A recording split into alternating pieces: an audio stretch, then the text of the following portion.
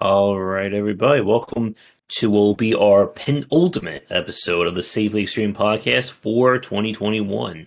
I am Josh Bycer from Game Wisdom, and joining me, my co-host from Nexus Games, soon to be something new in 2022, Sharky. Hopefully it's in 2022. Hello, everybody. If not Hopefully, before, you're going to be on Valve time. I mean, that's kind of what naming a company kind of is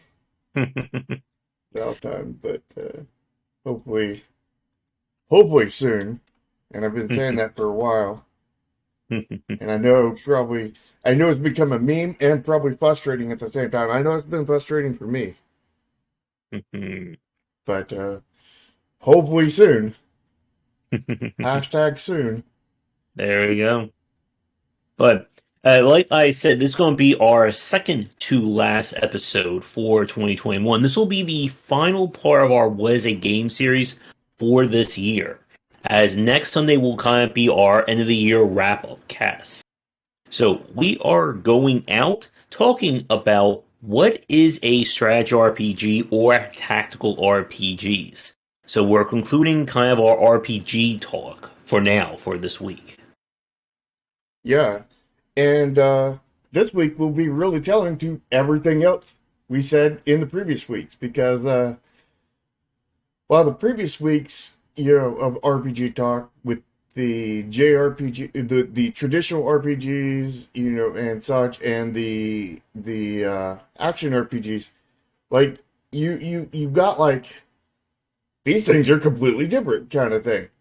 But this is kind of the linchpin that links everything together that shows you where things are supposed to be because tactical RPGs haven't changed too much from their origin kind of thing. And their origin lines up directly with the what's referred to as a JRPG, but the traditional RPG, and it lines up perfectly with what's referred to as the JARPG or something, but is the traditional ARPG. Like all of them line up because they're gameplay wise, they're all very, very similar kind of thing. And there's no really, out to left field, roguelike game or sandbox game that is in the tactical RPG genre, like there is in being referred to in the others. And, it's really telling that what the true,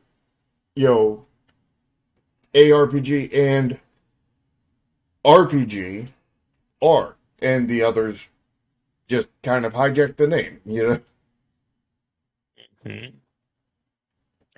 And it is a very kind of like interesting like segue or segment between a strategy game and an RPG. And we've seen, despite like very few in the grand scheme of things, there's been quite a variety when it comes to strategy RPG or tactical RPG design over the last like 30 years or so. Yeah, I mean, there's a there's a lot of well, I mean, it's not like there's not variety in the other. It's Hmm. just there's more. It's a different kind of variety, I guess you would say, because like we're the others kind of have the same loops kind of thing, but they're differently mechanically by a lot when you're talking about Hmm. traditional ARPGs and JRPGs. Where in tactical RPGs and strategy RPGs, some of the loops are actually different. Hmm. You have loops that are like the sky, where it's just a hub, and then you go into individual maps.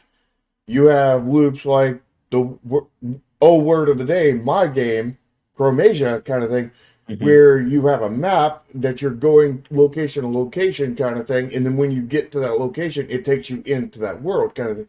You have loops like the Trails Up series, to where it's almost like a traditional RPG where you're running around on a map, but then when you get into a counter, then you go to a battle map. You Hmm. have like the Fire Emblem kind of thing, where it's more like a almost like a strategy game where you're moving, pieces on like a map, like sort of like Risk almost kind of thing. And then once you go into position kind of thing, then you go into a battle screen where it just shows 1v1 on a map kind of thing. And there's several others kind of thing. And it's a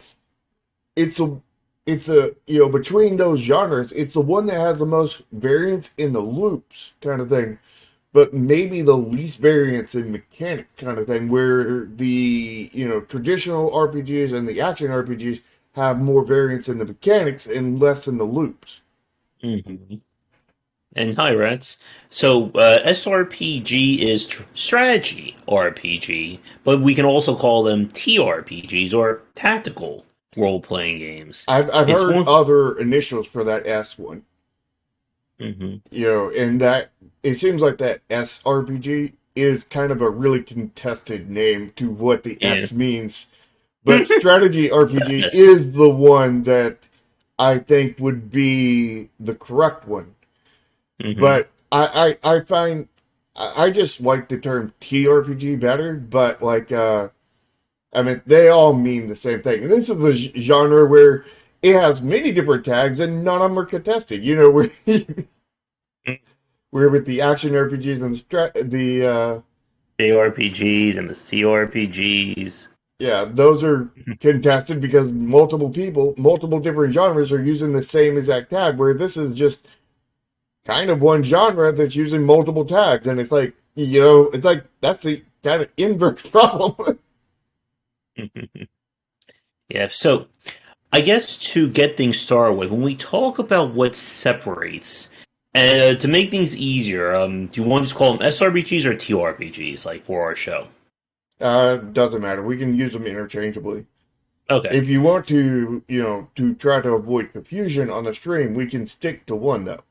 And if we Hmm. do stick to one, I guess TRPGs, but either works. We can use them interchangeably if the Okay. audience doesn't mind. All right. Hey, Chris, are you ready for some football in Disgaea? Yeah, I got my football helmet ready. Yeah. So, when we talk about strategy RPGs, TRPGs, however we want to define them, these are often games that you're not battling in the same way as in a JRPG or a CRPG or an ARPG or any of those other RPGs. You're What about typically the going to be. AARPPG Hmm. or the A. AYE RPG? Mhm. The Or the A RPG. Fonzie RPG, the A Yeah, RPG. the AYYYYYY Mhm. RPG. But uh, where traditional or normal RPGs either let you control one unit at a time, or you're controlling characters in kind of a turn-based, I control, we choose commands for this guy, this guy, this guy.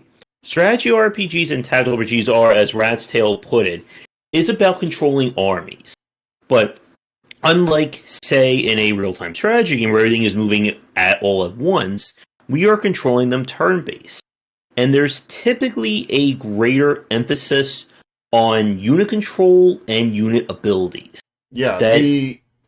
the one of the main inspirations that I feel that inspired the tactical RPG variant of RPGs was chess and checkers kind of thing, because like all the pieces move around on the board like chess or checkers kind of thing. And Mhm. depending on how the actual game loop and everything is figured out to whether it plays more like chess or checkers kind of thing. Like your Fire Emblem plays more like checkers kind of thing, where like the Skya plays more like chess, and like there's definitely plenty of differences in there. They're definitely not, this is chess but a little bit different, or this is checkers but a little bit different. But that's the closest inspiration to them that I can see, kind of thing. Because, but like they have so much in similarity. There's and it's amazing the variance in the gameplay loops. Hmm. Yep, and that is often like one of like the major points that you're able to do far more, and it's why we call it like the tactical layer compared to what we see in other turn-based strategy games or even just other games like other RPGs, where typically in a normal RPG or normal turn-based RPG, characters line up on one side, enemies line up on this side, and then they just butt heads. Mhm. When we talk about tactical side, positioning comes into play, abilities that can affect different spots on the board. Essentially, you're doing a lot more on each individual turn than you would be in other RPGs. And you're also, you know, depending on the game, you may be combining different units in such a way to do combos kind of thing. Like this unit may not take out this unit, but if I use this unit and this unit, then I can take out this unit kind of thing.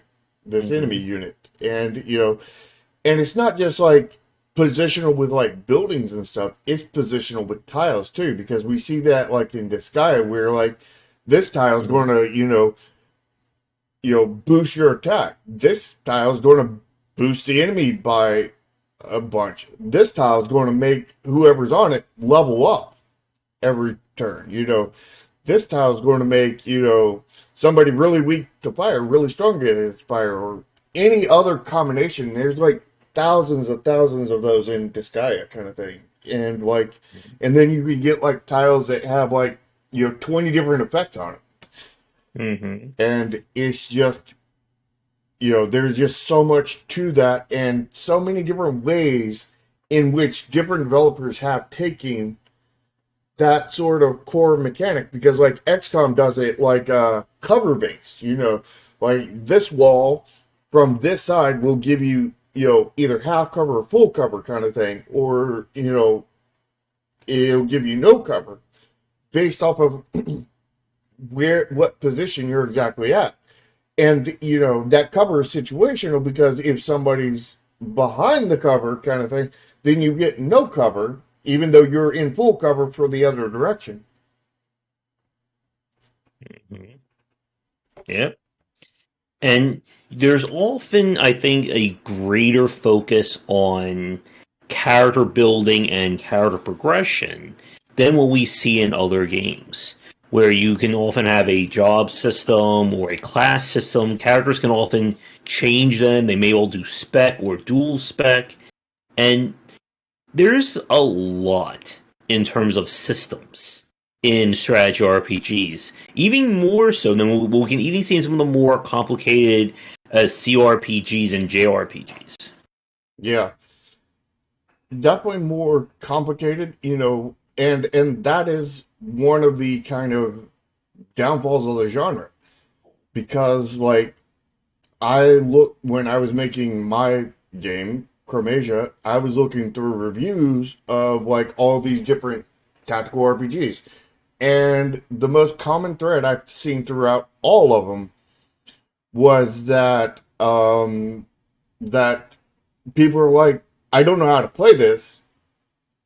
It looked interesting, but I'm refunding the game, kind of thing, thumbs down. Mhm.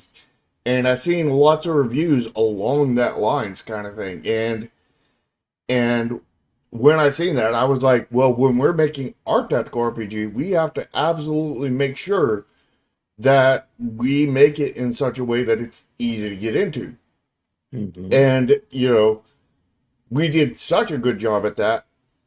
Most people, and we did a good job at streamlining it. Most people didn't realize we even had a tutorial.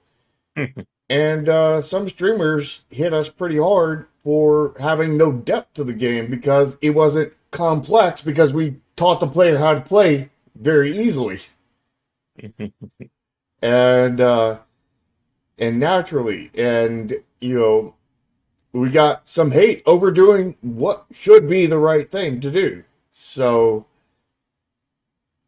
that's a very tricky position to be in. But like Nintendo did the same thing, a lot of the same things with Mario plus Rabbids, and they Hmm. didn't get hated for it. So just be But again, Nintendo. they're Nintendo. Yep. Yeah. And trying to get like again, like this is a genre that doesn't really have, I think, as much mass market appeal as we would like. Again, like probably the number one gold example of it in terms of market recognition would undoubtedly be XCOM, or specifically Firaxis's take on it. XCOM 2 has over 50,000 reviews right now on Steam, What about Disgaea? and and we look at Disgaea, it has 3,309. Is that the newest one? No, that's the first one. What about the newest one? Because That one has less, 2,243. really, Mm-hmm. hmm. What about Disgaea 4? Let's see. Sky 4 has 430. Wow. Okay. Mm-hmm. Well, they did release on console and everything else, and Mm-hmm. so Steam is not a full result of that, but that's not good. Yeah. And even Phoenix Point, which was helmed by one of the original creators of the first XCOM, has just over 2,600 reviews on Steam. Now, of course, there's the whole Epic Games snafu and multiple patches and updates to that. But strategy RPGs are very specific in terms of their audience. And we can even go back to looking at some of the older examples, like Jagged Alliance, which is another one a lot of people hold in high regard. These are games that they are oftentimes difficult to get into because you have both the tactical layer and then you have kind of like the strategic or meta layer. And this was something that XCOM, or the original XCOM, certainly popularized. When we look at kind of the strategy RPGs, like the Final Fantasies, what was it? What's another really good one? Fire Emblem. And will we consider Valkyrie Chronicles in this topic too? Uh, unsure. But the Final Fantasy, there's only one that's a tactical RPG, and that's Final Fantasy Tactics. But there's like three of them out right now. There's a whole series. Yeah, I don't think there's three. I think it's two and a remake. Hmm. I know they made some for the GBA, and Yeah, I own and I think one, it was but a I've remake never played. and a second one. Mm-hmm. And of course, the Ogre Battle series or Tactics Ogre. But to Chris's point, I didn't get to read all of it, but the whole J part of JRPG is just a fallacy. The J part should be dropped because they are traditional RPGs. They are the RPGs. The other stuff, the things you would refer to as like American RPGs and CRPGs and stuff. Well, I mean, CRPGs got their own name, but American RPGs just call themselves RPG, and it's a lie. They are not an RPG. They are sandbox games, kind of thing. And when you look at when you look in the ARPG thing, you have your traditional normal RPGs that created the ARPGs that created the name, which would be the ones with referred to as having a J in the name. And then you'd have the, Diablo, which is nothing like an RPG, and it is very much like a roguelike. And then you have, but like when you're talking about tactical RPGs, they are just like, they have a lot of things in similar um, well, that might be Josh's side. You may have to watch it on my side. Watch it on both sides because Josh's internet is not doing the best right now. Mhm. Uh, because of course mine isn't either. So Yeah. So, I'll maybe be between both calling. of our videos, you can see the whole video. Yeah, I'll be calling it a Comcast when I'm done with this. But when you look at tactical RPGs kind of thing, they don't seem to, like nobody's misnaming, Skyrim as a tactical RPG. Nobody's misnaming, I don't know, Mario as a tactical RPG. Nobody's gone out and really misnamed a genre as a tactical RPG or strategy RPG kind of thing. Nobody's going out there to do that. So there's not really any kind of confusion when it comes to tactical RPGs. So like XCOM is a tactical RPG. Final Fantasy Tactics is a tactical RPG. Disgaea is a tactical RPG. Chromasia is a tactical RPG. All of them are tactical RPGs. It's not like, yeah, that's not a real tactical RPG kind of thing. It's because they're all the same thing. We're like, Skyrim is not an RPG. It is nothing like the thing that created the name, the genre name. And Diablo is nothing like the thing that created the genre name for action RPGs. But the thing that Mhm. created the name for action RPGs and RPGs is very, very similar to what created the name and still has the name for tactical RPGs.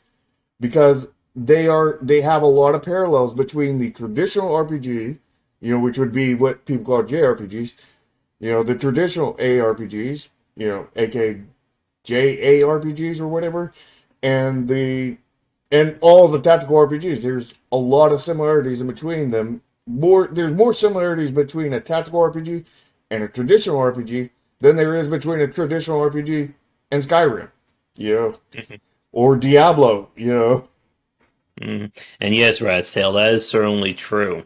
And there are Western style tactical RPGs. There was a was it no Dead West, I think it was called the tactical one where you can actually ricochet bullets off of things to hit people.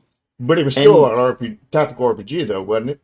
mhm, Yeah, yeah, and, like and that's the that's the thing I hate about the whole J thing is because like it's telling you that it comes from a specific region when it doesn't, because you know I I had so many people like I watched a video, somebody made a video on my game Chromasia, and every comment was freaking ridiculing the guy in a different way because like because he showed Chromasia in the video. Some people were like, that's not a JRPG, that's a tactical RPG. Other people were saying that's not a JRPG because it wasn't made in Japan. That's a Japan inspired one. And then the other one's like, no, that's not Japan inspired RPG. That is an American RPG. And then like, no, that's not an American RPG. That's a Skyrim. That's a JRPG. And like it just kept on going like a rock paper scissors battle. Back and forth kind of thing. And mhm, and on top of all that, they're like, oh, what was the other thing? I can't even remember it. But like, yeah, it was just a complete mess. yeah. And But I think we are getting a little off topic because we had this talk last week about the ARPG and the JRPG. yeah, Yeah, so when was public or not Janus or XCOM? Oh, let's I see. would just say Probably. XCOM is a tactical RPG. I wouldn't say it's J inspired. I'd say it's a tactical RPG. It fits the definition. It fits all the same definitions that fit in a traditional tactical RPG. Like it's just done differently. It's and they do have a caveat in there. They call it a cover based tactical RPG. Which I mean, there is stuff similar to that in traditional tactical RPGs, but if they did add that extra defining thing and put cover based, and that's a good thing. But like, it's not required because it's not that much different than a traditional tactical RPG, Mhm. which is why this is the most cohesive of all the all the RPGs because Nobody tried to, shank the name and just put a completely different genre in it. And yeah, to Chris's comment, the newer ones have certainly opened up the door, but even the older ones had a lot of room for role playing. And the strategy RPG side definitely kind of gave birth to the rise of AARs, or after action reports, of people chronicling the various tales and blowing up or fleshing out the story using XCOM or the various matches as kind of the framework for it. I read several ones. I was part of several ones and got killed within like 2 missions. So I never made it to the end of any of the ARs my friends did. And In all the then, ones that I was in, kind of thing, my sniper ended up being the MVP of the entire game and carried the whole entire team to the victory line, mm-hmm, including the one that Josh played, except for he quit before he finished the game. mm-hmm. So like the mythology continues on his, and my guy will carry the entire team. But there is definitely that popularity of character creation or character personalization. That is one of perhaps the best aspects of Firaxis' take, that they really blew up that part with opening up the door for custom items, custom clothing. People have imported, voice packs from just about any game, any property imaginable. If you want a Wolverine to team up with Darth Vader to snipe Luigi, there's probably a mod for that for XCOM 2. make make all And the uh, make all the enemies Luigi, right? mm-hmm. But then they'll get perfect accuracy because Luigi's the ultimate sniper, as we learned from Rabbids. Yeah.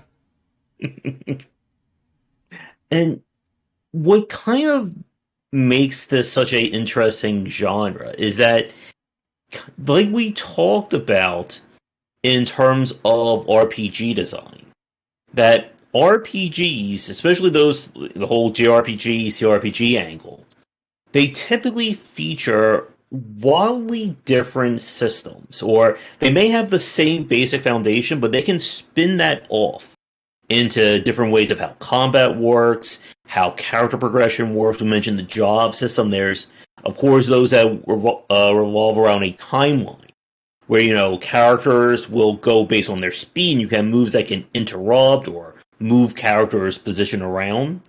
And the same thing can be said of strategy RPGs.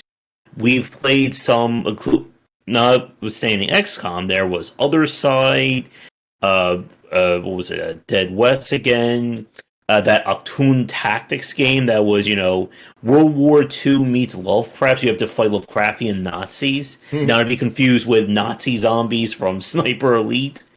Yeah. And To Chris's it, point, he said he'd love to see a Star Wars tactical RPG. In the current day, I would not. Because EA owns Star Wars right now, the Star Wars license, meaning that it would be an EA game, and I'm not really in the mood for a very pay-to-win, abusive loot box based, monetization of a Star Wars tactical RPG. So, like, if somebody owns a license that actually makes good games, yes. But right now, absolutely not. is a tabletop. That's an interesting point, Ratsail. Unfortunately, I am not versed in tabletop games all that much. Um, could Well, be.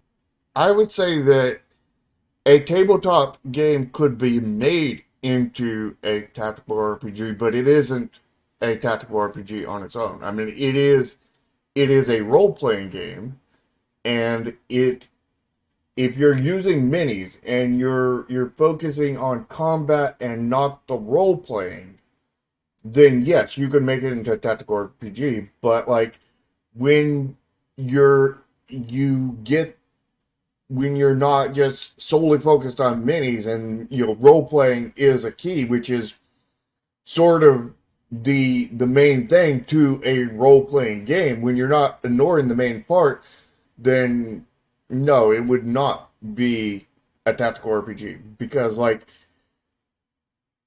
you're not ignoring the main part, but like, Hmm. you could, make a version of a tactical RPG in Mm, that, yeah. but it And wouldn't now, necessarily be that. design wise, again, this one makes this a very tough thing to break down because I have played a lot of them, or a good amount of them, especially coming from indie developers or newer teams. And there has been like a crazy amount of ways that you can spin this off. Um, I was just thinking of what was it? We were talking about XCOM. I just had an example in my head and I lost it. Damn. Oh, I think the new Star Wars, like, to give me like time to think of this, the new Star Wars game isn't being developed by Quantic Dream, the one that was announced at the Game Awards. I don't know, but I know, like, AAA wise, like, no, Fate Tactics was not any good. It was, it had good ideas, but there's something that I spoke with Craig about when we were talking about his game that they used scaling as a way of trying to balance it and just made things worse. Yeah, it's like if you level up, then all the enemies level up. There's like, And then the enemies get their ultimate, yeah, and then you're kind of in really big trouble because your ultimates suck at the start. yeah. So like, it's like they could have taken out the level up system and just had you permanently at level one, and it would be way better. It would still be bad, but it would still be way better because at least now the enemies are not getting any stronger than you are. Yeah, But in and the current one, it's like the more you level up, the weaker you become in relationship to the enemy. hmm Therefore, the harder things become. So, like, grinding, usually make things easier, and this grinding makes things harder. So, like, the more you fail, the more you go down that spiral of this game is getting harder and more impossible to play. And hmm it's not a good sign. no, no, it is not. And when you're trying to design these systems, there there are a lot of ways that you can oftentimes screw this up. You can make the game too complicated. There are too many systems at play. The player can't figure them out. You can make things too simplistic, as in, okay, we only have one style of an attack, and that's it. And we'll just go and spam that again and again. Like this was the problem I had with Actoon Tactics, that I got to the point where like the sniping was just so damn powerful, and you had skills that you could stun enemies. So it was just basically snipe, stun, snipe, stun. The enemy couldn't do a damn thing. I just won every fight. But Yeah, then there was something like Other Side, and Other Side feature a lot of persistent elements that are tied to these systems, which made it a little bit more frustrating to play. And then, yeah. of course, we have XCOM with the idea of the grand campaign. Yeah, we need to And add a little clarification to what you said there. mhm, You were talking about complexity and simple, and we need to add a clarification there. Complexity in a game is pretty much always bad. You want to avoid complexity, but and simplicity is good, but complexity is a slider and simplicity is a slider. They're two different sliders. Complexity slides with the more with depth kind of thing, and simplicity and should it be cold and wet over there? there's warm water. Is that a D mod? No. And simplicity goes with well, actually no, simplicity goes with complexity. So like basically simplicity and complexity is how easy the thing to learn is, so if you just don't put any onboarding on there, it's more complex. If you put no onboarding on there, if you put lots of onboarding, then it's more simple kind of thing. where depth has different levels to how much depth is in the game, how deep that water goes, kind of thing. So like you want to avoid complexity but have depth, and that's what Josh was trying to say there in that. Hmm. Hmm. Yeah, and you need to, like Chris said, you need to have that level of onboarding Mm-hmm. because a lot of these games will typically have so many systems kind of stacked on top of each other that it can be very hard for new players to grasp what should they be focusing on. And to Chris's comment about, is there a?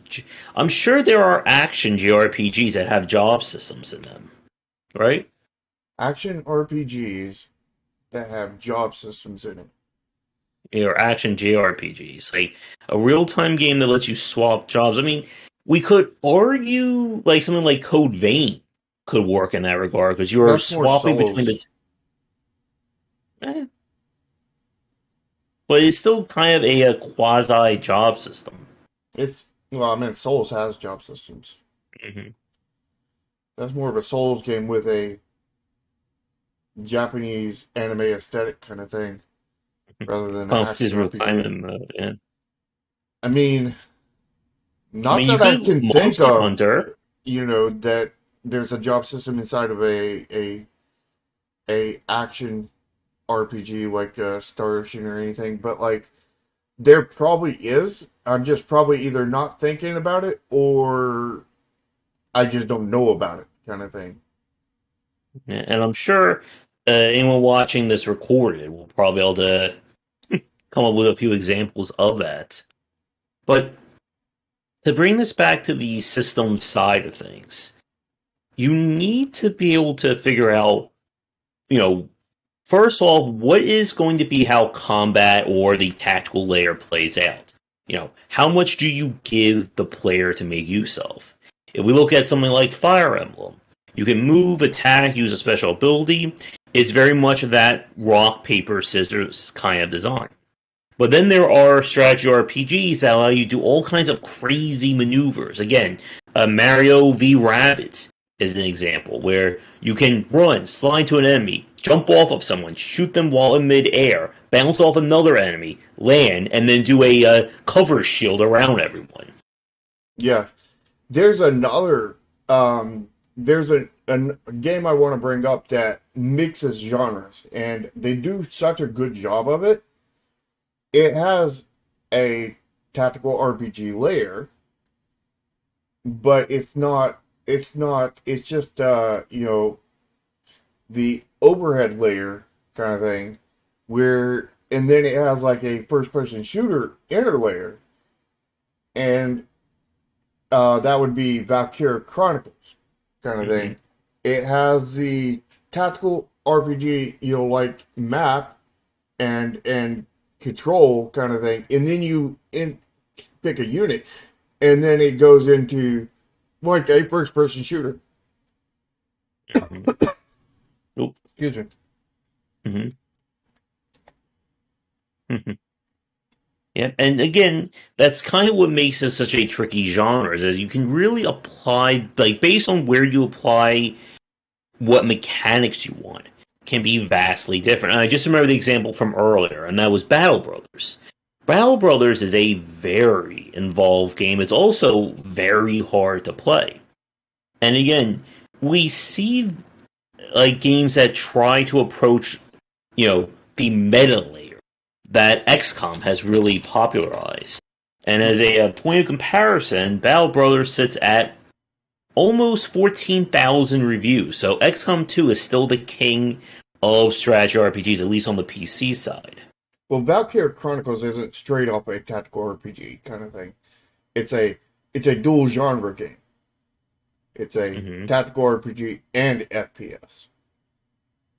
You know, so it's not like this is just a tactical RPG kind of thing, Hmm. because then that would be confusing at that point. But what often makes, again, like, from a fan base point of view, very tough is that, again, there are very different examples of strategy RPG design. Just saying I'm going to make my game like XCOM doesn't necessarily mean you're going to get XCOM numbers. Oh, well, let's hope you don't get XCOM numbers because, missing 100% of the time at 99% is not a good thing. And I think one of the things you have to be really mindful of when you're developing a strategy RPG, again, is the level of depth that you want in it. And one of the things that kind of put me off of playing Phoenix Point is that the game was released in December of last year, so it is about a year old on Steam. It came, I think, a year prior to that from Epic. And in that time, it has received multiple, and I do mean multiple, expansions, additional content, new stuff, and what makes it very annoying is that it's not saying, oh, we're just going to throw in a new enemy. They are literally adding in new systems. They're going the Paradox Interactive route. But the problem is that it means that every 2 or 3 months or every new update, if I want to try and play in that game, oh, there's a brand new rule. Like everything I did before doesn't necessarily apply now. And this is often the case if you're not able to really settle early on as to what your core systems are going to be. Yeah. And to Chris's point, I I don't think there's really any genre difference between a, Final Fantasy Tactics and a Fire Emblem kind of thing. Those are just variances within the genre kind of thing, and so a strategy RPG and a tactical RPG, same exact thing, genre wise, because it could easily, because the scale / number of units, that's like saying,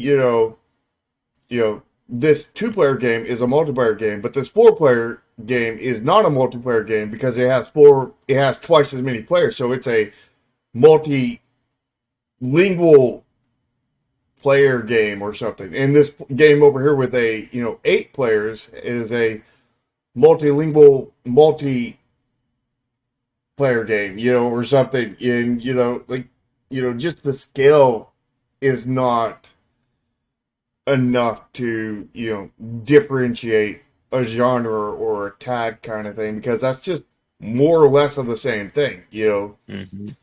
I mean, So, that would mean you would have to differentiate a 10-hour game different from a 20-hour game. That's not tactical RPG. It's not 20. It's not 40 hours long, kind of thing. And mm-hmm. that kind of differentiation doesn't suit a genre tag difference. Yeah, so one of the things I think you have to be very mindful of is just how much do tactics matter? And what I mean by that is, can you play this game suboptimally? As in, okay, I miss a shot or a character gets hit. Am I immediately screwed? And we've seen some strategy RPGs, such as what was it, Banner Saga, that Black Legend game that we played, where it can often feel like, okay, I make one mistake, it's game over. Like I can't recover, or it's let's give my 4-party team, and I'm going to be up against 8 enemies at the same time. So yes, tactics could work in that respect, but it's such a narrow shot. Like that's like a 95% shot in XCOM. I think I know what you're referring to. I think you're referring to when you're giving a quote unquote tactical RPG that isn't really a tactical RPG, when there's only one solution to be able to win the map kind of thing. And it's now a puzzle game with a mask that looks like a tactical RPG, but it is actually a puzzle game. And yeah, I do not like those at all. Those are puzzle Mm-hmm. games masquerading as tactical RPGs, and those would cause confusion in the genre. And Yeah, do. and like to expand what Char just said there, like a major point about that is when it gets down to, okay, I move my character over here, take a shot. No, he gets killed. No, let's rewind. Okay, let me move him over here. And the problem, and this is also the case when there's too few actual viable options. When you don't have that sense of kind of being able to read what's going on in the field and make adjustments accordingly. Like this is one of the things that there's another snafu that's along that lines too. mm-hmm. When you have a tactical RPG, and then you purposely prevent people from being tactical in it by using extreme fog of wars, and we've seen this in what was that game? Wargroove. Wargroove, yeah. Wargroove went overzealous with the fog of war to where your units can move like 3 squares, kind of thing, but they can only see 3 squares. So like, there's no planning. It's you have to move. If you're either not moving your actual movement, kind of thing, or and wasting turns, which I believe they have a punishment for turns taken, kind of thing. So like, you're screwed if you don't use a full movement, and you're screwed if you do use a full movement. And the way to win at Wargroove is you play like once, 2, 3, 4 times, getting farther each time into that fog of war, and memorize the map until you know where all the enemies are, and then you go through and you tactically beat them. Yeah, and Rat's Tail, that is in general a bad idea, but not always. XCOM did it, but they did it better. They still did remove some of the tacticalness of it, which I don't like. I wish, but they did a far better job at it than what Wargroove did, because they don't limit your view to just as far as you can move. Your view was a lot farther than you could move. It was what, maybe 2 times what you could move, maybe. Mm-hmm. And on top of that, like there was like outlines highlighting enemies and allies, kind of thing. There was cover that sometimes blocked your view to a point, but not completely. There was all different kinds of aspects to that made that way better. But it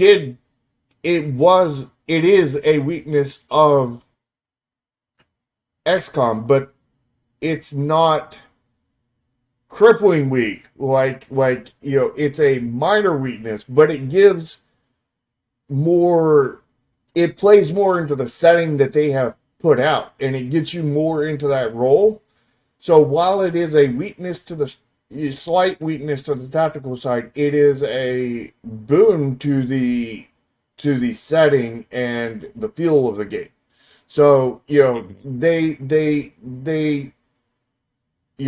got a benefit as well as a small debuff, where Wargroove itself got no benefit at all other than annoyance, and it got tons of bad stuff. There was just like bad stuff on top of bad stuff, and I honestly don't know why so many people highly praise that game.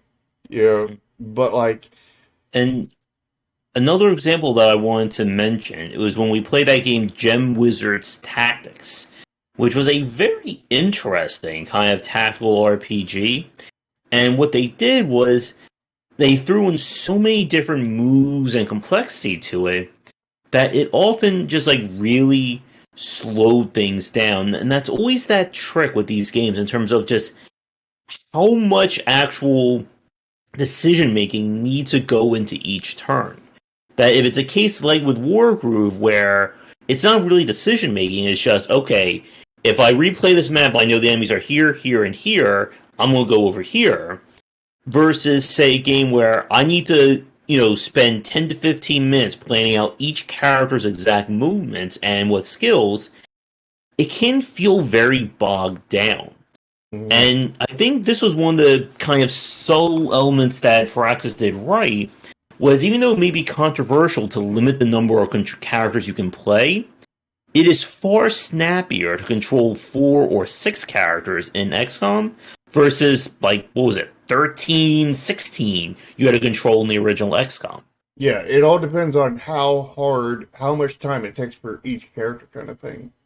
Hmm. Because like every game has a different level of how much time is needed for each per character kind of thing. So like Hmm.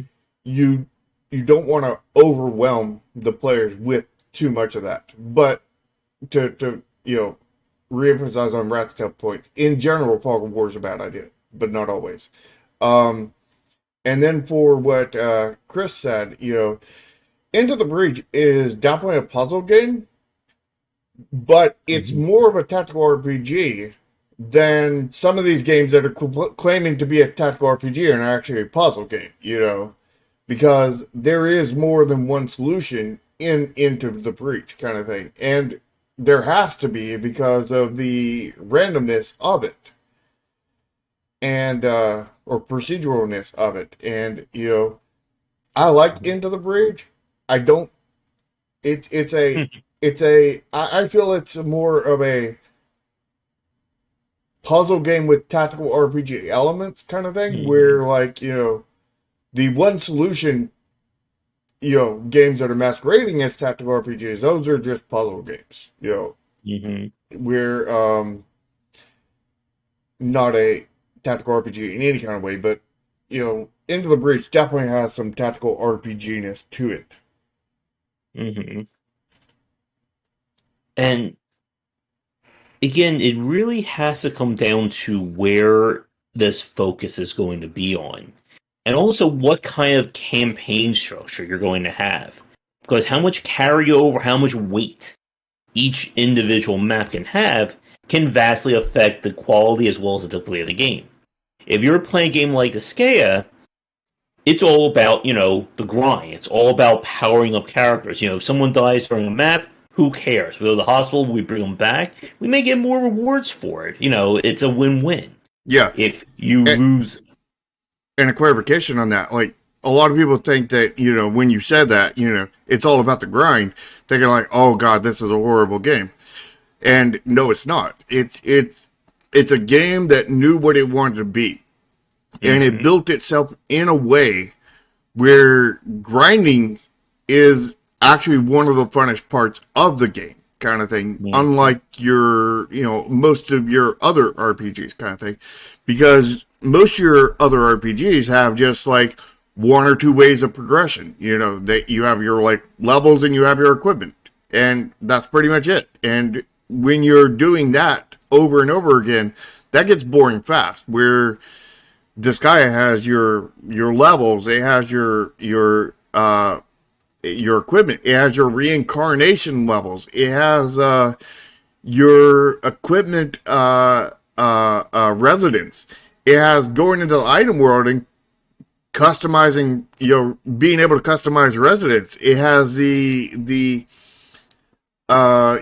Senate, and it has all different other aspects of the game that is like not just you know am I going to grind, but how do I want to grind today, because there's like 20 different ways I can grind, and each one of those have like their own benefit kind of thing.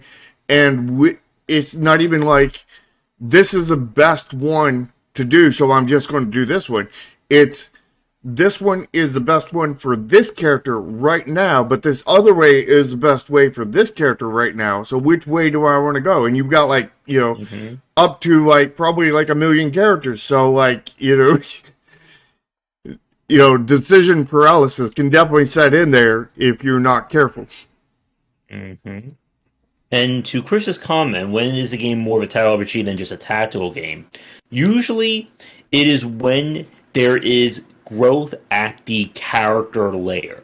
As in, can I take each one of my units and improve and upgrade them in some respect? If we're just dealing with kind of like fixed units on a fixed map or, randomly generated map, but there is no real growth or change that can occur, That is typically just a tactical game. which is also more on the puzzle side. Mm-hmm. But yeah, like the reason why we talk about stuff like Final Fantasy Tactics, Disgaea, XCOM, Jagged Alliance, is that each one of those characters is a unique unit. If you want to give somebody, a shotgun, quick reload and turn them into your, heavy assault character, your assault guy, you can do that. If you want to take this character and give them psychic abilities and a jetpack or a grappling hook, you can do that in XCOM. You're not. It's not the same as if we have Gunner, and there's 20 different Gunners. They're all the exact same. They have all the exact same stats, and they perform the exact same role each and every time. This is again why that level of personalization and AERs works so well in games like XCOM, or any game that lets you really create individualized units. Yep. And again, it's one of the joys and nightmares of these kinds of designs, was they can be a pain when it comes to balancing, especially if it is going to be asymmetrical design, such as with a game like XCOM. That one of the things that has always bothered me about the modern XCOMs is just how limited you are at the start.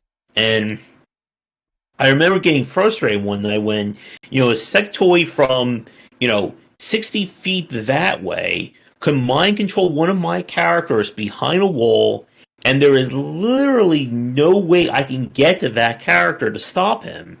So I just have to kill one of my characters just because. Yeah. And that's the problem with giving enemies or any characters overpowered range that shuts down the opponent completely. mm-hmm. You have to be very careful about ranges in a tactical RPG. And speaking about ranges, this is one of those many hills I will die on. The Paper Tornado Hill?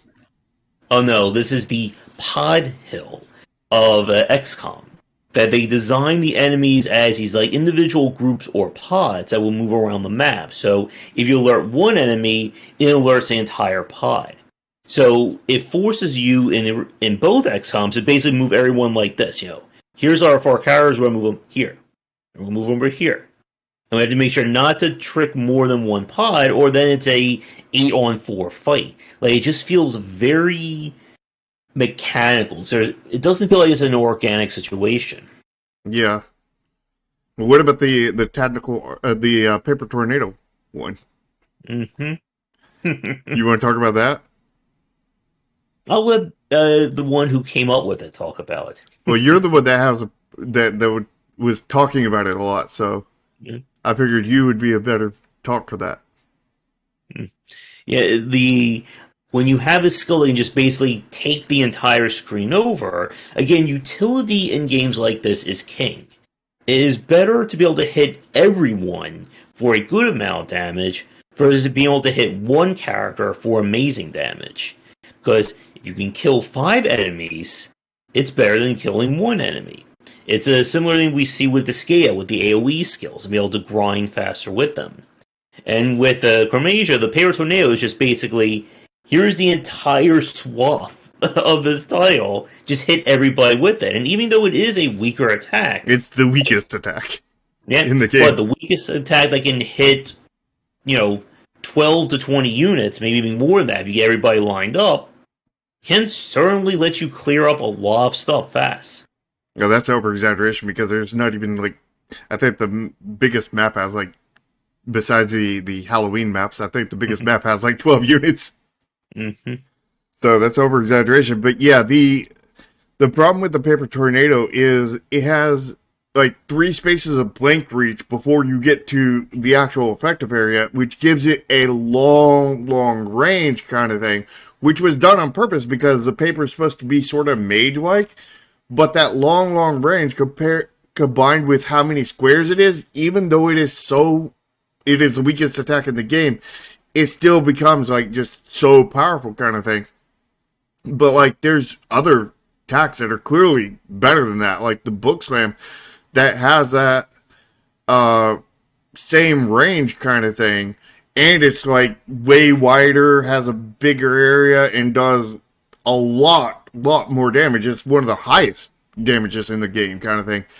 But like the paper tornado is a more early game thing, but it's so powerful at that early game point, and you have to be very careful on range. Where like at the same time, you have to also be considered with patterns because like when you're talking about in Chromasia, the game I made, in 2018 or published in 2018, it with the scissors, they had equal amounts or even more squares that they cover in their ranges kind of thing of their attacks. And their attacks were the most powerful attacks in the game kind of thing. But because they were so hard to line up, like with the X Reaper, it was an X kind of thing. And you were lucky with how the AI moved and everything. If you were able to get two characters to line up in that. So like it was almost like just a one block attack because you could never get more than just one character pretty much to line up with it because the way the pattern was made and with how the AI behaves. So, that took the utility out of the attack, basically turning it into a one block attack and really made the attack kind of suck, even though it was the most powerful attack in the entire game. Yeah. And, there was other issues with a lot of other Scissors attacks, and Scissors just really got the short end of the straw when it came to utility of their attack. So, like, the attack pattern as well as range are very critical things that you have to watch out for and definitely require testing by fresh eyes kind of thing. Because, like, my testers that were testing it, they didn't have fresh eyes, so they didn't really say anything. Even the people that I had tested with fresh eyes didn't say anything about it, So, like, it needs fresh eyes, and it needs somebody who has a special tactical criticism to that kind of thing and will, not hesitate to tell you any kind of thing feeling kind of useless kind of thing. And I didn't realize that until well after the release. I didn't even realize it until, like, I don't know. I think the game was already delisted by the time I realized the issue with the scissors. Yeah, and again, this is the trickiness of making these games. Because you have a lot of elements competing with each other. And it's very easy to fall into that trap of, I think this power is great, I think these moves are amazing, and they just don't work, or they don't have enough utility for that game space. This is the equivalent or very similar to the older RPG example of we're going to give the player, 30 different kinds of debuff skills, but the boss is immune to 29 of them. So, only one of them can actually matter. And I want to go to Chris's point. There's also one other thing. There's also the inverse problem of giving a character too much utility, like the paper tornado. Mm-hmm. Yep, if you have one skill that's just all around amazing all the time, why do anything else? Even if it is the weakest, it's not all around amazing. It's just amazing in its utility. Mm-hmm. Like, that was one of the things, like, if you have, like, Overwatch being the de facto best skill, that was the standard strategy in the first XCOM game, that you would move, everyone four spaces, all Overwatch. Move another 4 spaces, all Overwatch. So that the second enemy, crosses over in the patrol range, everyone gets a free shot on it. And that is a good point to bring up what Chris was saying about the trap of keeping the last enemy alive. Like, one of the things that really annoys me in some strategy RPGs, and even just normal RPGs as well, is when they really get bogged down by the minutia. That I can't just play the game. I have to, micromanage it down to this level to have any chance at winning. Like, one of my least favorite things is the last hit. that that if you can have like 6 people attack an enemy, but only the one who gets that last hit actually counts for experience. Yeah, and And so Disgaea has this very problem because, like, it's especially Disgaea 1, because Disgaea 1, it is so next impossible to level up your like your mages, your healers rather, because their attacks are so weak, and they have to be so many levels above them to be able to roughly kill anybody because they're so weak. Now they fix that in later Disgaeas by giving more power to the clerics, the healers. But like that is such a big problem in Disgaea 1. And that is a problem that I definitely addressed in Chromasia, my game, to where what happened is it wasn't whoever got the last hit kind of thing. And it wasn't even how much damage each hit did to the character, to the enemy.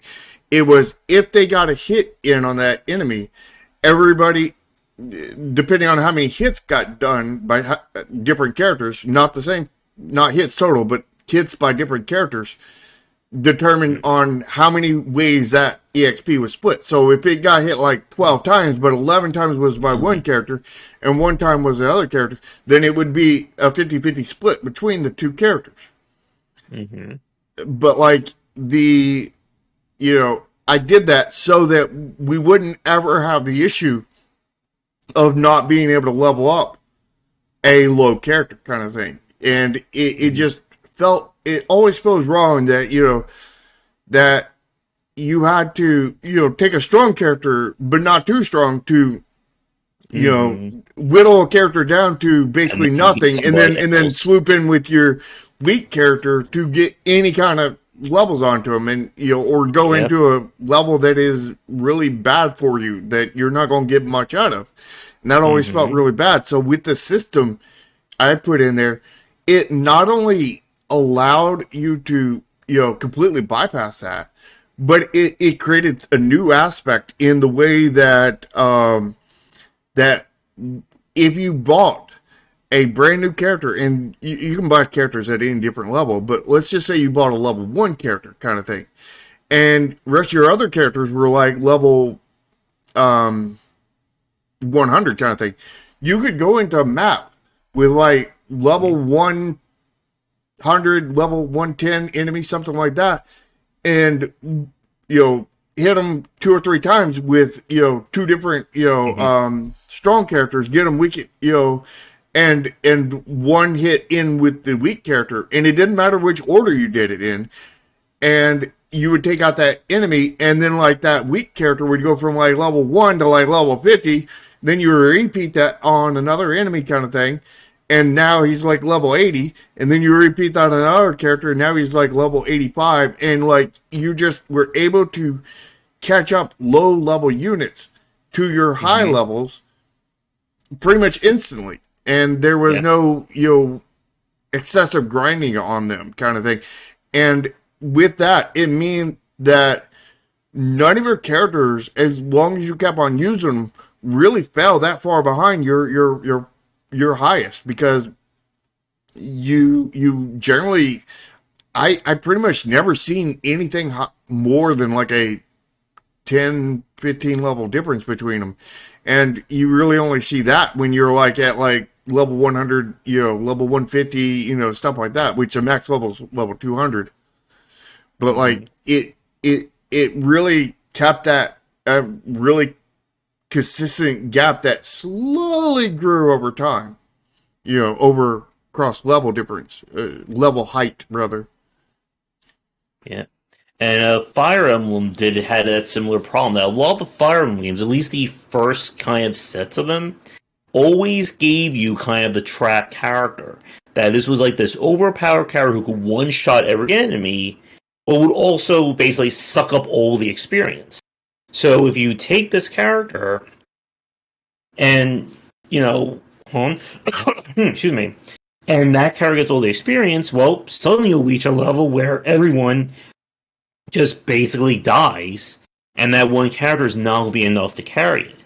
And to Chris's comment, yeah, like I prefer when you have your main party, they get the experience, and then all your reserves get maybe like a percentage of it. But I just don't want to run that case of here's my 5 level 100 characters, and here's 20 level 2 characters that I'm now going to have to spend the next few hours to get them up to level 100. Yeah, I had that issue with Pokemon One and Red. And I always had EXP all in my inventory at all times, pretty much after I got into it, kind of thing, to at least somewhat prevent that. But then you had to click like 20 times after every fight to get through all the different EXPs that the others gained, and that was a pain. And again, it's why you really need to look at all the systems when you're building an SRPG, from how combat works, how progression works, and again, even what the general flow is. Because like going back to Chris' comment about things being hyper efficient, like that's one of the things that I really hate. It was one of the more frustrating aspects behind Darkest Dungeon, where you oftentimes had to leave that one character alive so you can heal everybody up for the next fight. But instead of trying to, make things a little bit easier or make things more accommodating, what they did was basically say, if you do that too many turns, we're just going to spawn more enemies for you to fight. Yeah. And again, like, you have to, again, be very mindful of just how much you are putting on the player, and by extension, putting on your systems. As another example from Darkest Dungeon, that I hated the final set of maps in the first game, the actual Darkest Dungeon. Because unlike the rest of the game that dealt with, procedurally generated maps, random encounters, things like that, the final 4, including the actual boss fight, were fixed maps. So, like Shark said earlier, that when it turned into a puzzle, I wasn't really able to think tactically. I had to think like a puzzle game. But with a game like Darkest Dungeon, the fact that, the character dies, you need to grind another character up to level 6. It was like basically trying to solve a puzzle that every time you mess up, somebody steals all your pieces and you have to go back to the store and buy another box and try to put it together. Yeah. And, a very important part that a lot of tactical RPGs fell on is UX design. Which is how your UI is laid out, how your onboarding works, how, everything feels to the player, aka user experience, designer. Oh, yeah. And when I spoke with Chris about this, I brought up that very point. That the one thing I hate in a lot of strategy RPGs, especially those that you can't undo your move, is that there is no kind of unit preview as I'm moving around with my cursor. So I have no idea if this character is going to be in attack range here, if he's going to be in attack range there. So I just have to keep moving this character back and forth, whereas the game would just tell me, okay, if you move here, you're in range. No, yes, no. That kind of thing. Yeah. But when I did the UX design for Chromasia, I didn't put a undo button kind of thing. But I did include the full previews and everything that made it where as long as you didn't misclick, there was no need to undo. You could always exit out of the movement and everything by just going back, but you couldn't undo. You know what I mean? And I think that was a pretty good design. What do you think? Because did you ever feel like there was a need for an undo button? No, not really. And the thing is, if I had included the undo button, that would have broke a lot of part of the game, because it's like, oh, he dodged, let me just undo. Oh, he, I didn't crit, let me just undo. And you could just utterly break the game had I put an undo button in there. Yeah. But and like again, I did so much on the UX design to make it where there was basically no need for it outside of misclicks. And misclicks, I mean, you can't really blame the game for that, And typically, good UX in these games should be able to give the player all the information they need to know to make an informed decision. That, if I go up here and use my shotgun, I'm going to get this result. If I go over here and use, a stun power, I'm going to get this result. And if you can't give the player that level of detail, they're going to become confused by the game, and they're going to become frustrated as to not knowing, am I actually making choices? Or, am I just pushing buttons and things are happening and somehow I win? Yeah. Yeah, that's not good. But UX design is just so important in how these games work, and onboarding is part of that. And you have to teach these players systems, and preferably you teach them in a streamlined way to where players don't even realize there's a tutorial kind of thing. Like when I did my UX design through Chromasia kind of thing, like I integrated the tutorial in so many different ways, streamlining it, like part of it was in the, actual dialogue story, where Rocky was like, oh, I'll take all of them on. And then Sai's like, no, you should probably stick to the ones you have advantage against, Mm-hmm.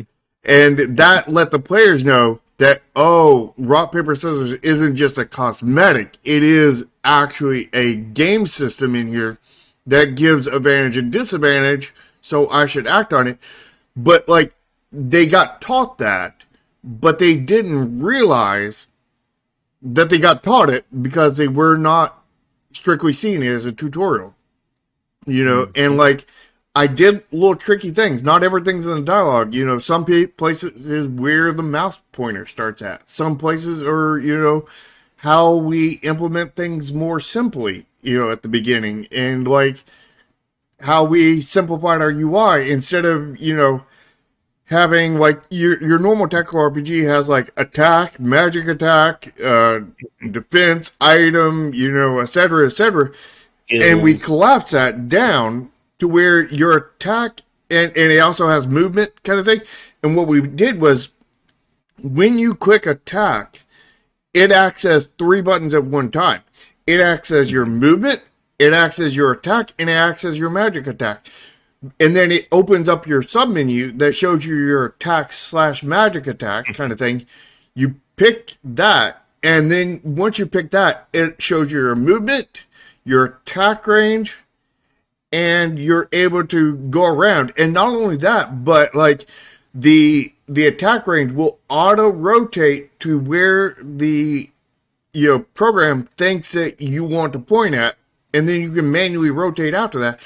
And I found that I pretty much never used the manual rotate throughout the entire game because the auto rotate was just so good and lined up almost perfectly every time kind of thing. And like, so much so that some people forgot that you could actually manually rotate. Yeah, and it was and then the other aspect was we had a defend button, and the defend button didn't have a submenu. You just clicked it, and then it would activate your movement as well as your defense kind of thing.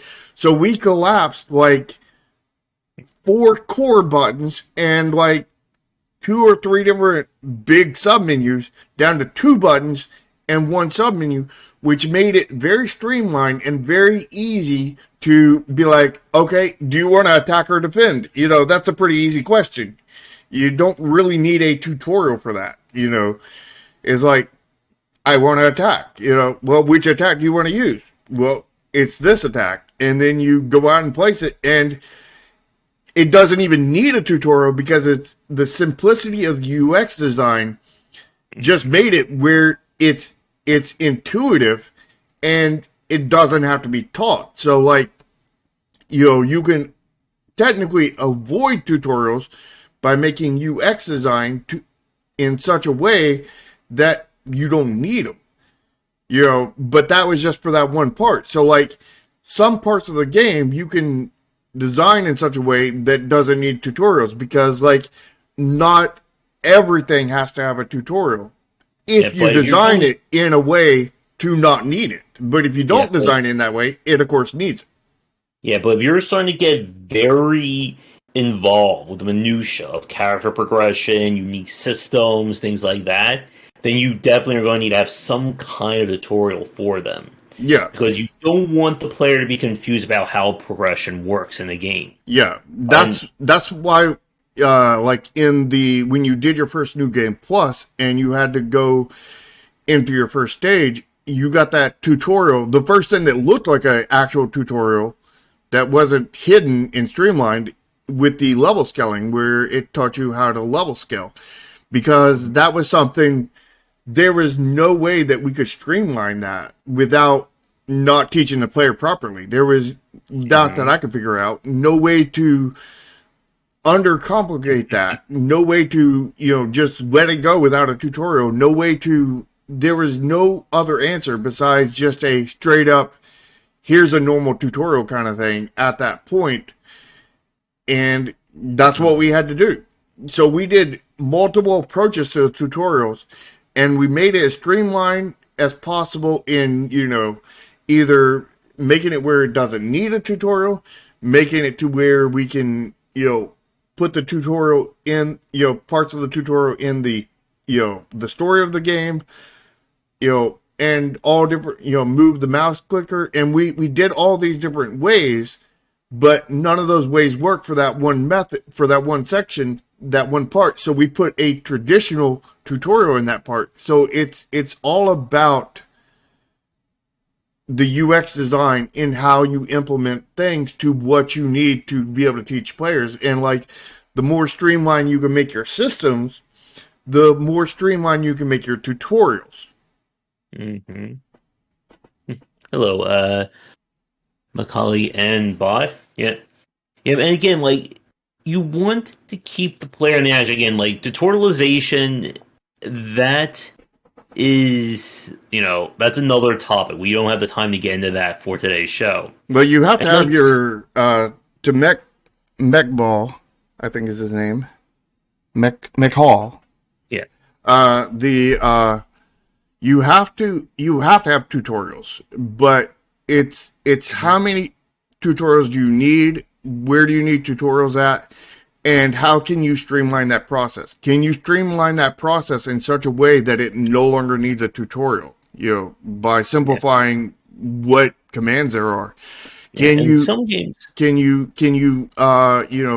or is this something you can just tell the player in a story?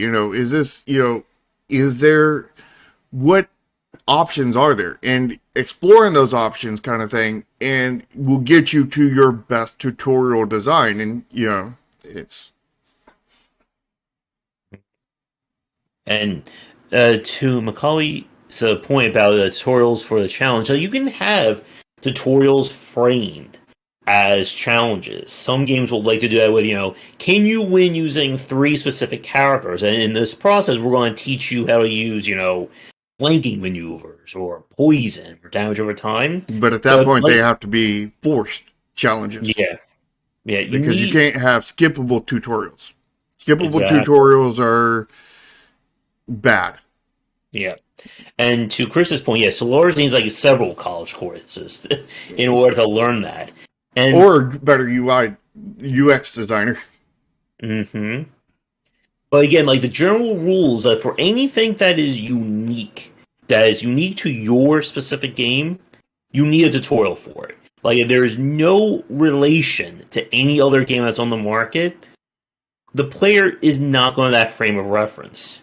And even if it is not unique kind of thing, that doesn't mean you're the person who's playing your game has ever played those games. So you have to still account for that. But, you can very much do that through streamlined tutorials, because, I mean, like,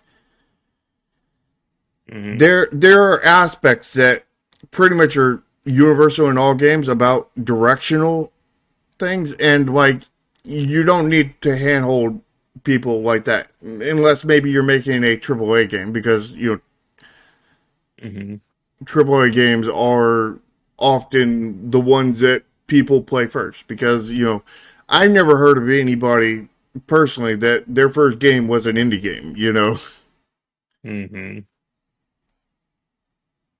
As a quick time check, we are approaching an hour and a half in. Yeah, we're definitely running over time on this one. So we've talked about XCOM.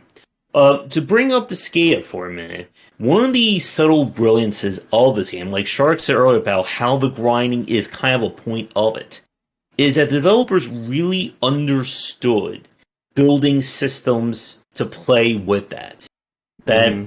you can do things in the scale that can greatly eliminate the actual overall grind. You can, if you learn how to use the item world, learn how to use residence, and even the whole, class migration or transmigration system, you can break the main game very easily. Oh yeah, And it is, because like I on Disgaea 4, like I did this one, like it took me, several hours to get up to level 30. But then I did this thing that I was able to get to level 60 or 80 in like, I think it was something like 30, 40 minutes because I knew how to break the game. and that's again, the scale is definitely in its own category, much like XCOM is in that Hmm. regard. That their Well, systems are XCOM isn't completely in its own category because Mario plus Rabbids. XCOM with the whole meta progression and the multiple systems is definitely like a higher level than anything else that's Well, come yeah, out. Mario plus Rabbids is meant to be your first kind of tactical RPG. Yeah, but like XCOM has always been XCOM. Like no one has really managed to take on XCOM. Even the developers who try to make other XCOM games haven't managed to succeed. If I know people didn't like, I think like the third XCOM. What was that? Apocalypse. I don't know. Yeah. But again, that is the nature of this genre, that you can go in wildly different ways and get vastly different appearances. But again, at the end of the day, you need good UI and you need good UX to go with it. We played that game. What was the name of it? I can't remember. It was a tactical RPG where it had the same aesthetic as that the game where you control like three characters like in one, a crater, and I can't remember the name of the other one that we played. I don't know it. No, that's going to drive me crazy until I find on my list of over how many games do I even have right now? Too Oh, many. almost 3,500 games I have. Let me just scroll one at a time through that list. I'll be done in a while. Yeah, I don't know how you deal with it because I don't know how I even deal with my list of like, I don't know, like 300. No, it's not even 300. It's probably like 250. Like, and I have a hell of a time finding a game that I know I own on my list. And Hmm. sometimes I can't even find it because it's actually on GOG or something, And then it's like, I know I own that game. I know I played it. Oh, I've rebought several games by accident several times. Oh, geez. Wait, did I own that game? Wait, why does it say it's a I already own it? When did I own it? Oh, I bought it like 3 years ago and never played it. I'm trying to see if I can find that game really fast. And again, this has been that problem with these kinds of games is that a lot of developers will try and copy an XCOM, or they'll try and copy Final Fantasy Tactics or Disgaea, but without building these systems out, it's very hard to get new people to play them. Because again, why should I play your lesser version of Disgaea when Disgaea is, several hundred hours right there? Is that a blow at me? I was not thinking about that, but it could be. That Fell Seal game I was also thinking of. That it felt like a classic, tactics ogre style game or Final Fantasy Tactics, but it didn't do anything else with it. Yeah. Well, with my game, Chromasia, I wasn't specifically trying to make a lesser Disgaea. I was trying to make my own game inspired by Disgaea kind of thing.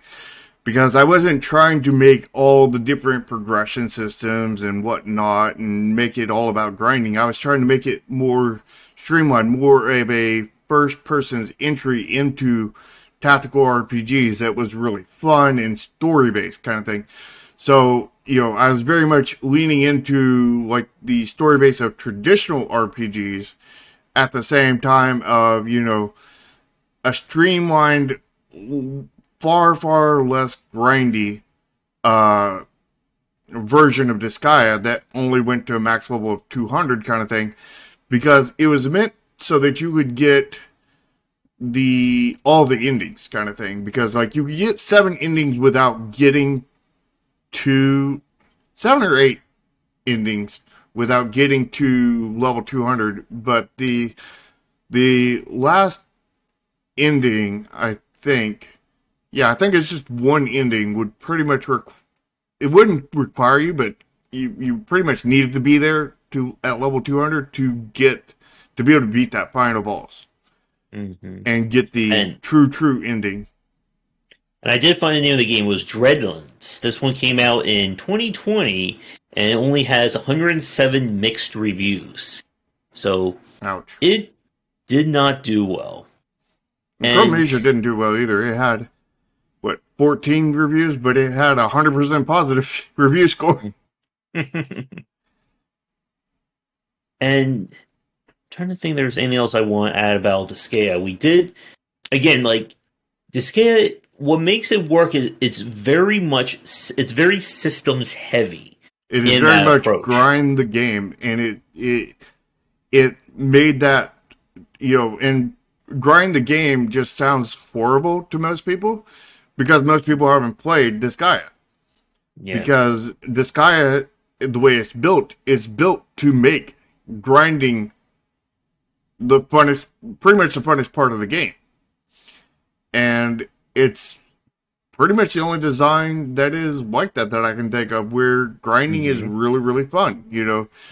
Where, We're in like a Final Fantasy or most other RPGs, grinding can be fun for like, maybe 5 minutes if you can gain enough levels in that time to be able to overcome the hurdle that you're facing. But if you have to do it for an hour, oh, you're going to be like, oh no, this is horrible. I hate this. Where Disgaea, you could grind for hundreds of hours and be like, yeah, I'm enjoying this. Let's keep on going. Just because all the different progression system and options you have at your disposal to be able to grind out. hmm Yeah, and like it while XCOM is definitely more focused on what's going on within each individual fight. There's far more depth and there's far more weight in that respect. While the other systems I think are not as involved in Mm-hmm. terms of the what we see from the scale. Yeah. Now, one series that we didn't mention that I would like to bring up will of course be Freedom Force. That Freedom Force is another one of those games that's considered in high regard. And a lot of that again comes down to the stylings of it, as well as just what options you had. The fact that you're playing with superheroes, and the reason I brought up is that Chris mentioned Sentinels of Freedom. I haven't played that one. Either one. I can't see the whole of Chris's question there on your Uh, chat share. Chris's, the last one. Hmm. Chris's last question was, what would it take to make TRPGs more popular slash mainstream? Some of the best games can attract enjoyable, Mm. and to be even those that are not a fan of the genre or even dislike it. Well, Chromasia definitely crossed a lot of those hurdles because I had a lot of people that were not a fan of tactical RPGs or hated tactical RPGs or just turn based in general play Chromasia and really, really enjoyed it. And a lot of that was the UX slash UI design, in the way that we streamlined the tutorials, the way that we uh, took the complexity out, but still had the same depth there of the systems kind of thing, and was able to be able to do that. Problem is some of the things that kept it from being popular slash mainstream slash succeeding period were the aesthetics were not on point, the store page was not good enough, the all the marketing I did for that game pretty much was useless because of the aesthetics kind of thing. So you have to have have that to be able to then have the marketing campaign actually do something. You have to have a good enough marketing campaign, and you have to have good enough exposure and be able to get your name out there. And to really get that, you kind of need to already be an established Hmm. developer. Yeah. So,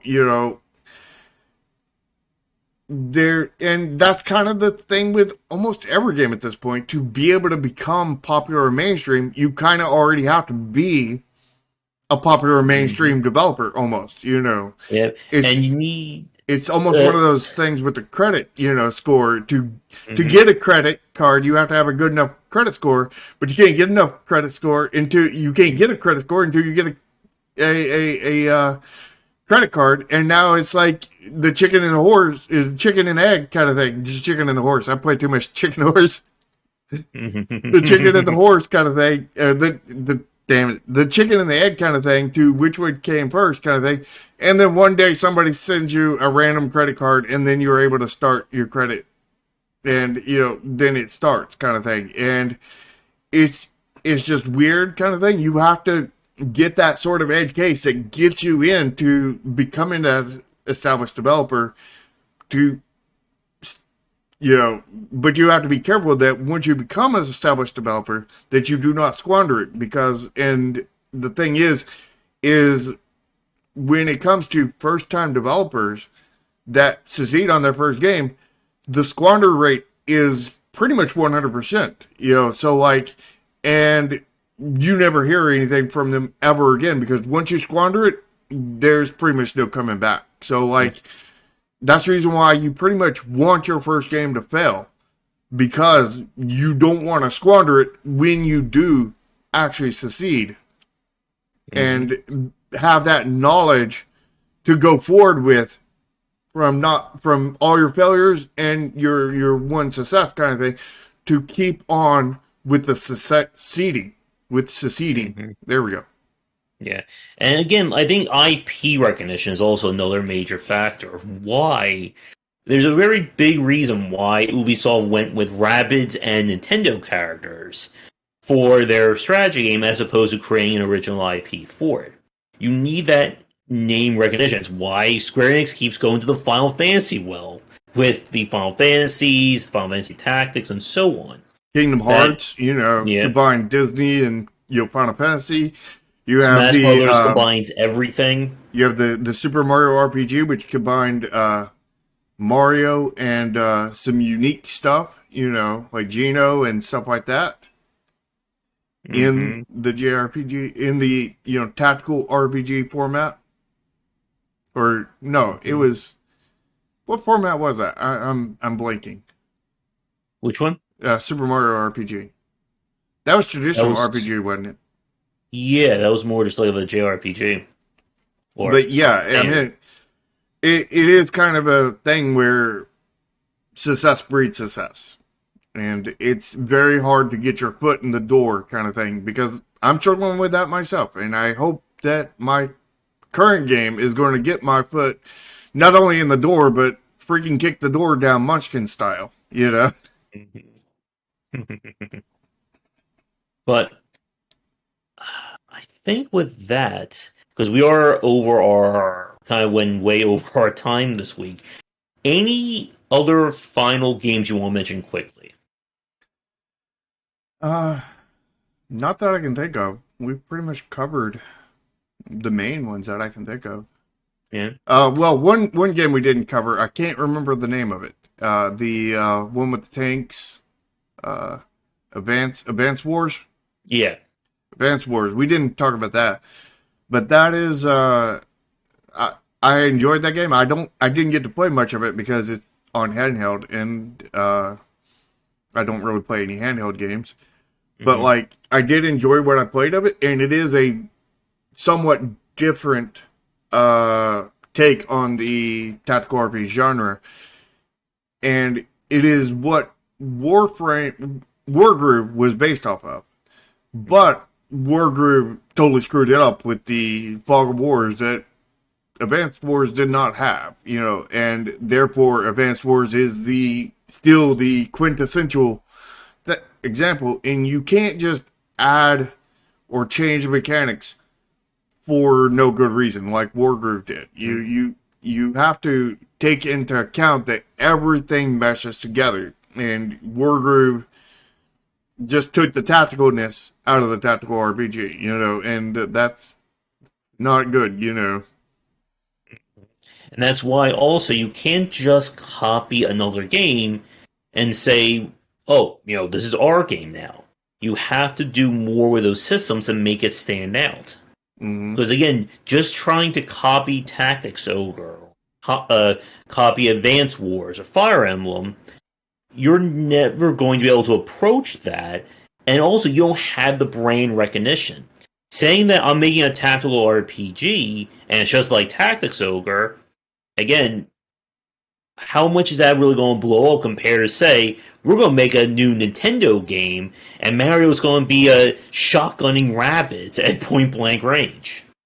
Yeah, and the other aspect is you don't just have to stand out mechanically, you have to stand out aesthetically. Mm-hmm. Standing out aesthetically is the most critical point in the current market. And, that may change in future markets, but I don't see that changing anytime soon. Yeah. Oh, I just thought of one very important thing I almost forgot. There was that tactical RPG I played during the last summer festival that had horrifically bad controls. That you couldn't use a gamepad to control a tactical RPG. It was only keyboard based, Which and the goes keyboard back was to horrible. UX design. Yeah, and everybody hated it. And I still remember what the developer said on the message. He said, well, it worked for us and we didn't think it was a problem. Again, this is why you need to do playtesting. And especially if it's a very UI intensive game. And again, one that is very heavy on having a good UX. Yeah, having a good UX designer is absolutely key to a tactical RPG. It's key to every game, but it's especially key to anything that is heavy in the UI, like a tactical RPG, like a CCG, like a any kind of like a traditional RPG or traditional ARPG, I think it would even be pretty important for a Diablo-like, Yeah, and what was I about to say? And again, this is where you can easily screw up your game if it is frustrating to play or control like that. Because nobody's going to care about your systems if they can't even figure out why I'm trying to use the mouse cursor to select a unit and it's not working. Yeah.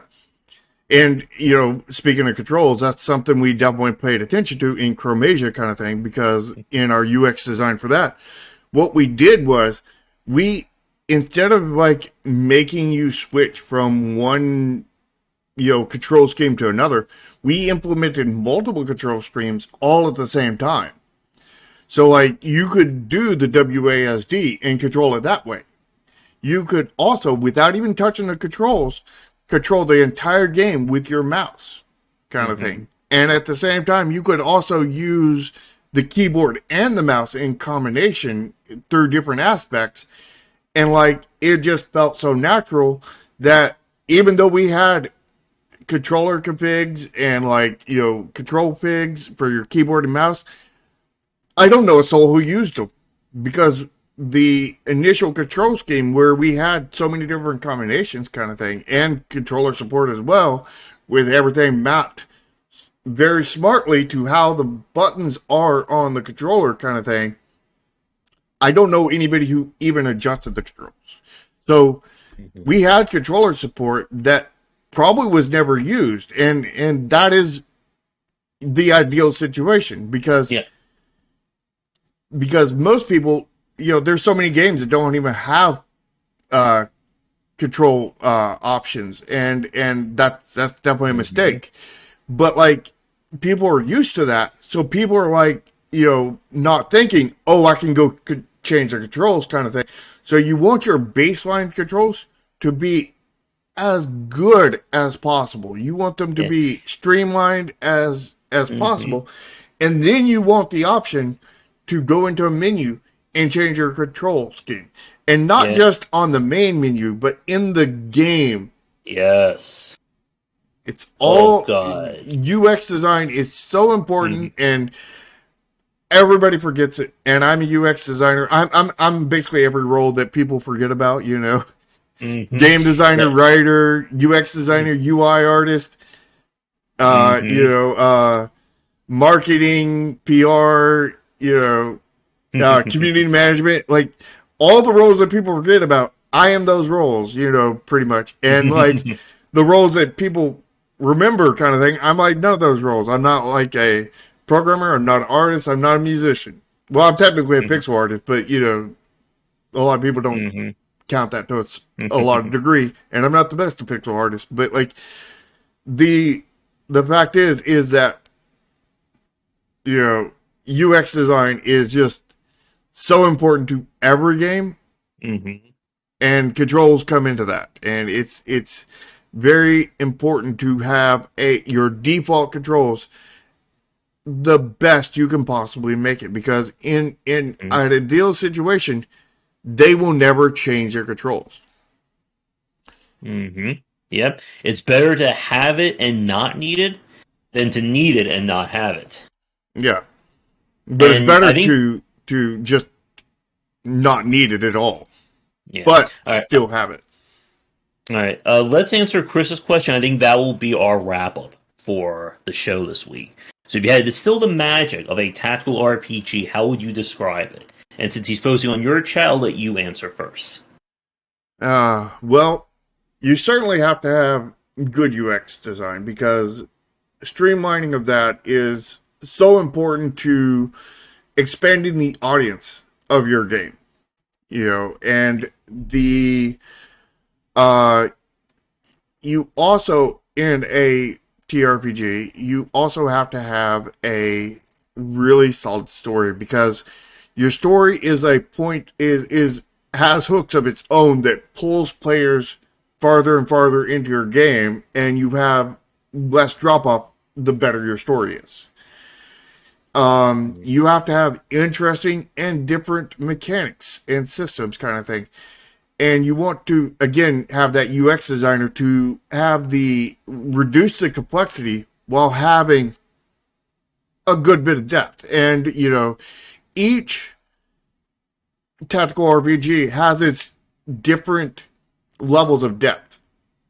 And that's not a good thing nor a bad thing.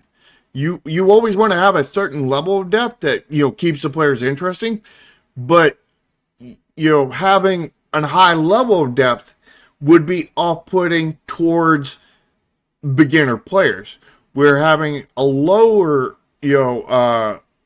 depth would be off-putting to higher level skill players. But that said, is if your lower depth game is a shorter game, then you prevent, and it doesn't have very much grinding, kind of thing, then you prevent that fatigue that you're putting on the advanced players.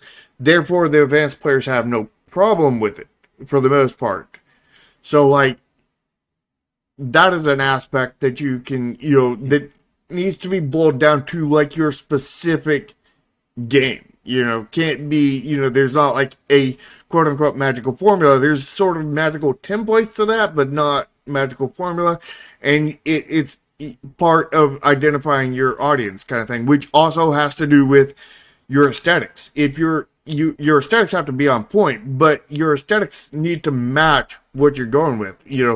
Like if you're going with like hardcore zombies or monsters or something like that, that's probably more like an advanced game kind of thing, where you want that more levels of depth. Where if you're going something more like cartoony or simplistic, kind of thing in your aesthetics, then you probably want a more, a more simplification on the depth kind of thing. You want to have things more streamlined, therefore you want to pull down the depth so that there's not this excessive level of complexity, because too many systems will overwhelm a new player. No matter how good your UX designer is.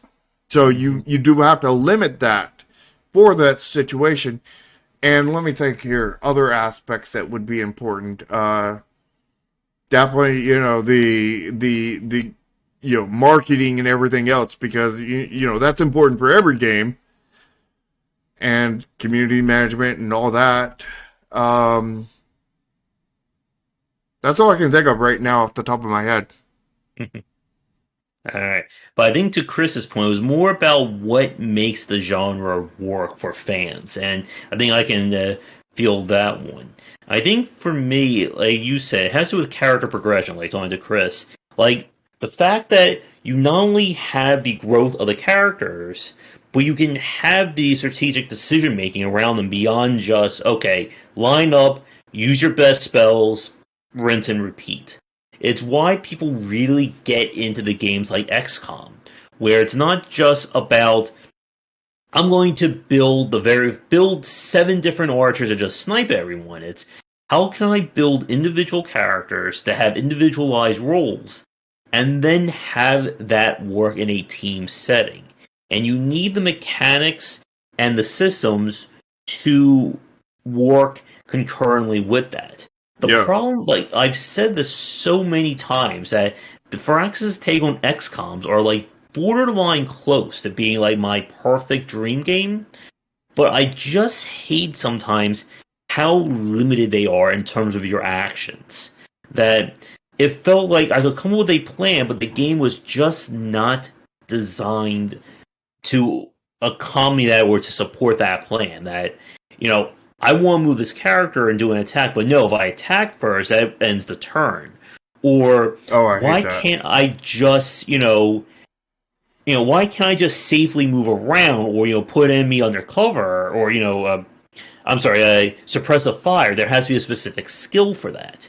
And it's that difference between designing a tactical RPG versus designing like a board game and building that or using board game rules and logic. I mean, this kind of gets to a point that Rat's Tail was making about designing like a tabletop style game. That there are like XCOM's rule set from Viraxis, not the original one, is very much of a tabletop setting. There are hard rules to how everything works. Character can only take 2 actions per turn. It was one of the reasons. Oh, and here's a question for you, Chris. Did you play Phoenix Point yet? And if so, what did you think of it? Because Phoenix Point was very much designed to be, let's make an XCOM more in the older RPG style of XCOM as opposed to the tabletop style. And there are things that I like about Phoenix Point, but I felt like it got bogged down too much in those systems. That a lot of like the interesting choices and being able to build the characters how you want them are kind of lost with all the different additions they added, the faction system. There's now a whole air subsystem as well. No, And it sounds like too much complexity. yeah, like they're just stacking all these different systems. And I will say this about Phoenix Point, it has my favorite kind of targeting system in one of these games. By the fact that you have free aim, and then anything that falls in the circle is where it can hit. And then you have kind of like a smaller one that's kind of like the critical hit. So I'm never really at that point where I'm like, okay, am I going to miss? Am I going to actually hit? It's, is my circle on this character's body? If it is, I know I'm going to get some damage. But I can then, focus on certain points. And like that kind of stuff, I want to see more tactical strategy and strategy RPGs, whatever you want to use the title. You make use of that. Like, get rid of the whole okay, it's either all hit or all miss. Let me just, get that part out of the way and then start coming with interesting ways around that. Which is kind of what Phoenix Point did. That you can, if you shoot like the character's shield arm and you damage it, the character can't use his shield anymore. It's not a case of, oh, I shoot the enemy and there's a 20% chance of injury. It's, no, I specifically target his arm. It's not functional anymore. Mm-hmm. And that's the kind of like tactical decision making that I want to see more games kind of approach. And some traditional RPGs did stuff like that at some points. Like Final Fantasy X did that with some of the boss fights. Did you play that? Did you play Final Fantasy X? No, I stopped at 9 for a while. Well, 10's one of the best ones, and in like some of the boss fights, and this is some boss fights, not all, but some have like 4 different targeting areas kind of thing, and getting rid of those destroying those parts will cause them to no longer do like certain attacks kind of thing. But like some of those parts on some enemies, depending on which enemy it is, can regenerate, and over time, and like it depends on how the particular enemy, the particular boss rather. But like what you said about like different skills and everything, I love Blitzball. It was onboarding in the most horrible way, because like they're like, would you like to fight the final boss first and then actually learn how to play after? Or, that's how they went. And that was the most horrible way to do it. Because if you didn't if you didn't win against the final boss in your very first play of Blitzball, then you got screwed over one of the most powerful things in the game, which then prevented everything else. Yeah. It was very bad onboarding in Blitzball, but I enjoyed it immensely, but I hated it until I learned it, and they onboarded the most horrible way possible. Yeah, and when we finish Trails in the Sky, I may go play Resonance of Fate again on stream. The RPG Gung Fu Grenade Dodge 'em RPG that's just completely crazy in its design. I have not played Gunbound. I haven't even heard of Gunbound. I want to say it sounds familiar, but I know I did not play it. But back to your other point about the skills kind of thing, like you need to be very careful about outdating your previous skills kind of thing. Like this guy did both simultaneously a good job at this and a bad job at this, depending on what you're referring to. Like if you're referring to this guy 1 kind of thing, then like Hurricane Slash is a really awesome attack for like most of the game, and then you get the Night Saber, which is just Hurricane Slash that has more reach kind of thing and does more damage, and it's good in the way that there's so much distance between them, because at this point like it's getting old to keep on using Hurricane Slash, so it's Hurricane Slash plus with a new cooler animation, and that's a good way to outdate an attack.